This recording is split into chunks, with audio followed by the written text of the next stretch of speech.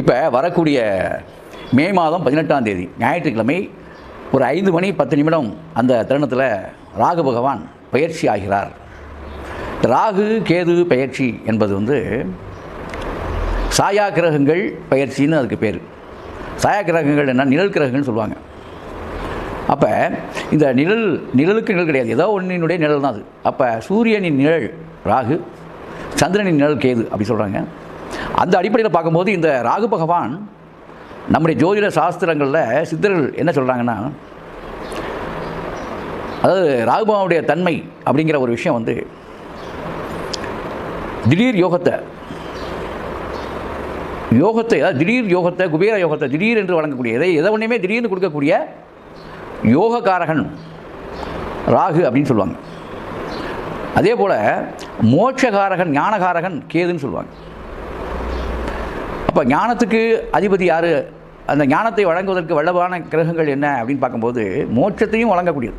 ஏன்னா அறிவில் தெளிவும் ஞானமும் இருந்தால் தான் பக்தியில் நம்ம தெளித்து அதன் பிறகு நாம் ஞானத்தை எட்டி அதன் பிறகு பேராற்றலான பெருந்தெய்வத்தை எட்டி அந்த மோட்சகதியை நம்ம பண்ணலாங்கிறத சாஸ்திர விதி. அந்த அடிப்படையில் பார்க்கும்போது மோட்சத்துக்கு அதிதேவதையும் ஞானத்துக்கு அதிதேவதையும் யாருன்னா கேது பகவான்.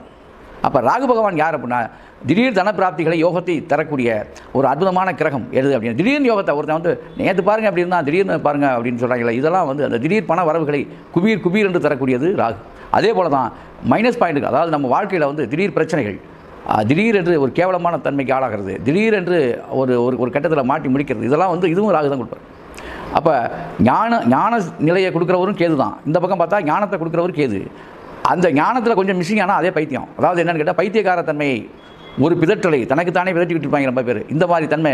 ரெண்டாவது மனம் வெகுண்டு போகிறது, பித்து பிடிச்ச மாதிரி ஆகிறது, அவன் ஒரு பித்துக்குழி அப்படிலாம் சொல்கிறாங்கல்ல. இதுக்கெல்லாம் அடிப்படை காரணம் ஞானகாரகன். ஞானத்தில் பிரச்சனை ஏற்படுறது, ஞானத்தை கொடுப்பதும் ஞானத்தில் பிரச்சனை உண்டாக்குறதும் கேது என்பதை நீங்கள் புரிஞ்சுக்கணும்.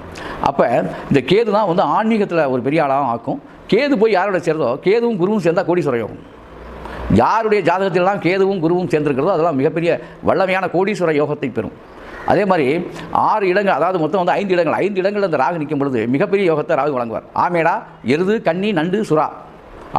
மேடானா மேஷனா மேஷராசி, ரிஷபராசி, கடகராசி, கன்னி ராசி, மீனராசி. இந்த 5 ராசிகளில் ராகு பகவான் நிற்கக்கூடிய யாருடைய ஜாதகமாக இருந்தாலும் அவங்க ராகு திசை வரும் பொழுது பெரிய நிலைக்கு, அதாவது பொருளாதாரத்தில் ஒரு முன்னேற்றகரமான நிலைமைக்கு அவங்க வந்துருவாங்க அப்படின்னு சொல்லப்படுது. ஆமேடா, எருது, கன்னி, நண்டு, சுறா 5 இடத்தில் கருணாகம் கூடி நிற்க அதில் சுபர் பார்வை பெற்று விட்டால் அவங்க மிகப்பெரிய யோகத்தை அவங்க. சுபர்னா யார்? குரு சுக்கருடைய பார்வையை ராகு பெற்றிருந்தால் ஒரு பெரிய வல்லப யோகத்தை அடைவார்கள் அப்படின்னு ஜாதகம். ஆக இந்த அளவில் நம்ம இப்போ கிரகங்களை பற்றி சொல்லிட்டோம். இது இப்போ நம்ம என்ன பேச போகிறோம்னா, முதல்ல இந்த 12 ராசிகளுக்கு, மேச ராசியில் ஆரம்பித்து கன்னிராசி வரை உள்ள அனைத்து ராசிக்காரர்களுக்கும் 12 ராசிக்கும் ராகு கேது இந்த ஆண்டு பயிற்சியால் ஏற்படக்கூடிய பலன்கள் என்ன அப்படின்னு நம்ம தெளிவாக பார்க்க போகிறோம். அதில் முதல்த்துவமாக பார்க்கக்கூடியது மேசராசி. மேசராசி மெய்யன்பர்களே, அதாவது வாழ்க்கையில் வழியக்கா போய் ஏமாறக்கூடிய ஒரு அற்புதமான அன்பர்கள் தான் மேசராசி அன்பர்கள். ஏமாறுறது இயற்கையாக ஏமாறுறது வேறு, வழியக்கா போய் ஏமாறுறது. அந்த மாதிரி பாவம் பரிதாபிகளாக உங்களை பார்த்து நம்ம சொல்லக்கூடிய விஷயம் என்னென்னா, ஏமாற்றத்தை களையக்கூடிய ஆண்டாக இந்த ஆண்டு இருக்கும். வாழ்க்கையில் ஏகப்பட்ட சோதனைகளை ரொம்ப அனுபவிச்சிட்டிங்க. நினைக்கிறது எதுவுமே நடக்காமல் போச்சு. நிறைய விஷயங்களில் போராடி நொந்து நூலாகி வெந்து வேலாயிட்டீங்க. அதுக்கெல்லாம் இப்போ சந்து பந்துகளில் பூரா உங்களுக்கு மிகப்பெரிய சாமரம் வீசுகின்ற அளவுக்கு உங்களுடைய நிலை உயரப்போகுது. அது என்ன சார் சாமரம் வீச? ஆமாம், ராஜாவுக்கு தான் வீசுவாங்க. ஏன்னா அந்தளவுக்கு செல்வாக்கு படைத்தவர்கள்லாம் பாருங்கள், விசிறி வீச ஒரு ஆள் இருப்பான். அந்த மாதிரி செல்வாக்கு படைக்கின்ற காலம் உங்களுக்கு நெருங்கி விட்டது. யாருக்கு? மேசராசிக்கு. பிரம்மாண்டம் என்று சொல்லக்கூடிய ராகு பகவான் வருகின்ற மே மாதம் 18ஆம் தேதி ஞாயிற்றுக்கிழமை 5 மணி 10 நிமிடத்திற்கு உங்களுக்கு 12ஆம் வீட்டிலிருந்து இறங்கி கீழே இறங்குறார். இறங்கி லாபத்தில் உட்கார்றார். இனிமேல் வாழ்க்கை மீது இருந்த கோபத்தை நீங்கள் விட்டு விடுங்கள். காரணம் 12ஆம் வீட்டில் இருக்க, அதாவது சர்ப்பங்களால் ஏற்பட்ட தோஷங்கள்லாம் விலகுது. நல்ல மாற்றங்கள் வாழ்க்கையில் உங்களுக்கு உருவாகுது. அது மட்டும் இல்லை, இந்த லாபஸ்தானத்தை நோக்கி அவர் வரப்போகிறாரு. மே மாதம் 18ஆம் தேதி சாயங்காலம் ஒரு 5 மணி 10 நிமிஷத்துக்கு, அந்த ஞாயிற்றுக்கிழமை வேறு. அது பாருங்கள், அவருடைய காலமே நடக்குது. அன்றைக்கி ராகு காலம். 5 மணி 10னா ராகு காலம் தொட்டது இல்லையா? 4 to 6 ராகு காலம் அன்றைக்கி ஞாயிற்றுக்கிழமை. அப்போ இந்த ஞாயிற்றுக்கிழமை 4 to 6 ராகு காலத்திலே ராகு பயிற்சி நடக்கிறது தான் ஒரு மிகப்பெரிய அற்புதமான விஷயம். அன்றைய பயிற்சியின் போது மேசராசி என்பவர்கள் யாரும் அந்த ராகு அந்த 4 to 6 கொஞ்சம் சாப்பிடாமல் இருந்தீங்கன்னா நல்லது, தண்ணீர் குடிக்காமல் இருந்தீங்கன்னா நல்லது. அந்த ராகு பகவானை நீங்கள் பூஜிச்சிங்கன்னா இதை விட இன்னும் நல்லது. அது மட்டுமல்ல, அன்றைய காலத்தில் அந்த ராகு பகவானுக்குன்னு ஒரு சில விஷயங்கள்லாம் இருக்குது. ராகு பகவானுக்கு வந்து கோமேதக கல்னு ஒரு கல் இருக்குது, கோமேதகம். அது உண்மையான கோமேதகம் வாங்கி போட்டுக்கிட்டிங்கன்னா இதை விட இன்னும் அன்னைக்கு போகிறது கூட எப்போலாம் போட்டுக்கலாம். அன்றைய காலகட்டங்களில் உங்கள் கையில் இந்த ஆண்டு மட்டும் மேசராசி அன்பர்களுக்கு மட்டும் ரொம்ப ஸ்பெஷலாக சொல்கிறேன். எல்லா ராசிகளுக்குமே ஏற்படுதாக இருந்தாலும் மேசராசி வந்து லாபஸ்தானத்துக்கு வரனால லாபம் இரட்டிப்பாகும் உங்களுக்கு. அதனால் மேசராசி என்பர்கள் வந்து நல்லாவே செலவு பண்ணலாம். அந்த கோமேதகம் என்பது ராகுக்காக உள்ள கல், நீரோட்டம் இல்லை கோமேதகங்கள். சும்மா ஒரு 5-6 கேரட்டில் வாங்கி வச்சுட்டாலே போதும், ஒரு 2.5 கேரட்டு 3 கேரட்டு கூட போதும். கோமேதக கல்லை அணிவிச்சு தான் இருக்கணும்ல, பர்ஸில் கூட வச்சுக்கலாம். மோதிரமாக போடணும்னு அவசியம், மோதிரம் போட்டால் நல்லது தான் சொல்கிறேன். கோமேதகம் இருந்தாலே இந்த 1.5 ஆண்டுகள் மிக சிறப்பாக இருக்கும் உங்களுக்கு.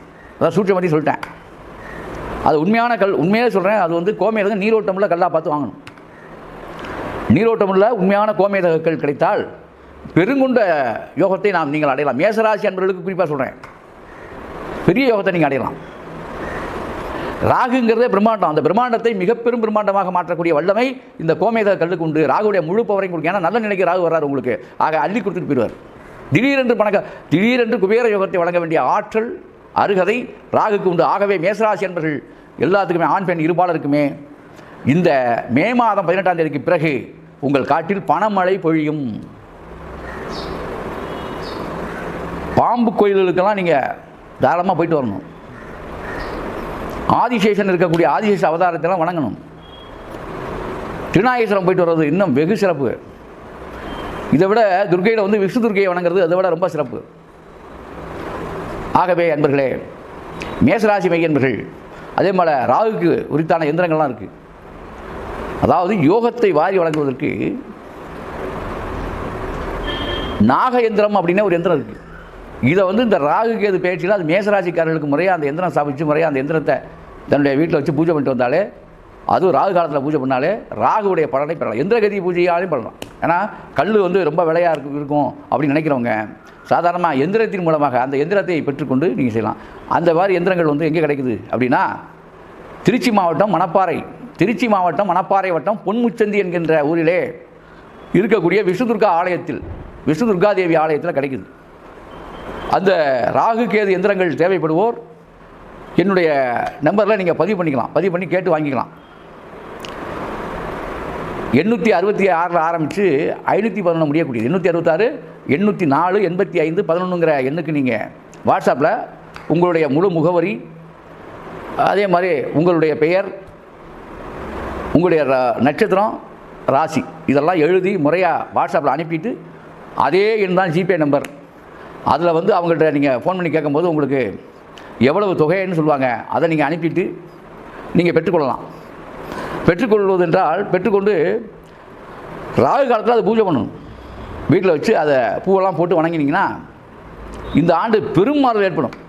அதனால் எந்த மாற்று கருத்தும் கிடையாது. கொஞ்சம் உங்களுக்கு கிடைக்கக்கூடிய யோகம் இப்போ 5000 ரூபா உங்களுக்கு கிடைக்குதுன்னு ஒரு யோகம் இருக்குன்னு வச்சுங்க. அது 5 லட்சமாக மாறும். 5 லட்ச ரூபா கிடைக்கிற ஆளுக்கு 50 கோடியாக மாறும். அதுதான், வேறு ஒன்றும் கிடையாது. இதுதான் விஷயம். ஆகவே மேசராசி மையன்பர்கள் எல்லாருக்குமே இந்த ராகு பயிற்சி என்பது மிக அற்புதமாக இருக்கிறது. மேசராசி அன்பருடைய மூத்த சகோதரன் சகோதரிக்கு ஆகாது, அதையும் ஞாபகம் சொல்லுங்கள். இதனால் மைனஸ் என்னையா அப்படின்னா அது அதே மாதிரி மேசராசிக்காரர்கள், அதான் சொன்னேன், அந்த கல்லோ எந்திரமோ நீங்கள் வாங்கிக்கணும். மேசராசி என்பவர்களுக்கு அதனால் பேர், அதாவது உயிருக்கு ஆபத்து வராது, ஆனால் பாதிப்பு இருக்குது. வாகனங்களில் போகும்போது கவனமாக இருக்கணும் இந்த 1.5 ஆண்டுகளுக்கு. ஏன்னா அது லாபஸ்தானமாக இருந்தாலும் பாதகஸ்தானம் கூட. ஃபுட்டு நைட்டில் சாப்பிட்றத கொஞ்சம் தவிர்க்கணும். ஃபுட் பாய்சனாக மாறுறதுக்கு வாய்ப்பு இருக்குது. வயிற்று பிரச்சனைகள் வர வாய்ப்பு இருக்குது மேசராசி என்பவர்களுக்கு. ஆகவே அன்பர்களே, மேசராசி மையர்களே, நீங்கள் வந்து இந்த ஆண்டு இந்த ராகு கேது பயிற்சியால் எப்படி இருக்கணும், என்ன நடக்க போகுதுங்க எல்லாம் சொல்லிட்டேன். இந்த ராகு கேது பயிற்சியை பயன்படுத்திக் கொள்ளுங்கள். மேசராசி ஆண் பெண் இருபாலருமே இந்த 1.5 ஆண்டுகளில் குடிகட்டி பறக்கிறதுக்கு, நீங்கள் நினைச்சலாம் நடக்கிறதுக்கு, நான் சொன்ன இந்த 2 விஷயங்களை ஏதோ ஒன்றை செய்து, அது மட்டும் இல்லை, ராகு பகவானுடைய பரிபூர்ண அருளை பெறுங்கள். புரியுதா? ராகு பகவானுடைய அருள் இருந்தால் திடீர் அதாவது வந்த பிறகு நம்ம சரியாக நின்றுக்கணும். அதான் முக்கியம். ராகு கொடுப்பாரு, அதை வாங்கிட்டு அதை தக்க வைக்கணும். அதுதான் அறிவு. அது மாதிரி நீங்கள் அப்படி இந்த மாதிரி செஞ்சுங்க. ஆகவே அன்பர்களே, இந்த இந்த மேசராசி மையர்கள் இந்த ராகு கேது பெயர்ச்சியை பயனுள்ளதாக மாற்றிக்கொள்ளுங்கள். அது மட்டும் இல்லை, உங்களுக்கு கேது பகவான் பார்க்கும்போது உங்களுக்கு கண்ணிலிருந்து உங்கள் ராசிக்கு 5ஆம் வீட்டுக்கு வந்துடுறாரு. அப்போ பூர்வ புண்ணிய ஸ்தானம் பலன்களை அள்ளி வழங்குகிறார். பூர்வ புண்ணியாதிபதி யோகத்தை, அதாவது அந்த உங்களுடைய இறந்து போன முன்னோர்கள், உங்களுடைய குலதெய்வத்துடைய அருள், இதெல்லாம் கிடைக்கிற நேரம் உங்களுக்கு, மறந்துடாதீங்க. ஆகவே நான் சொன்னபடியாக இப்படி செய்து அப்படி வாழுங்கள். அற்புதம், ஆனந்தம்.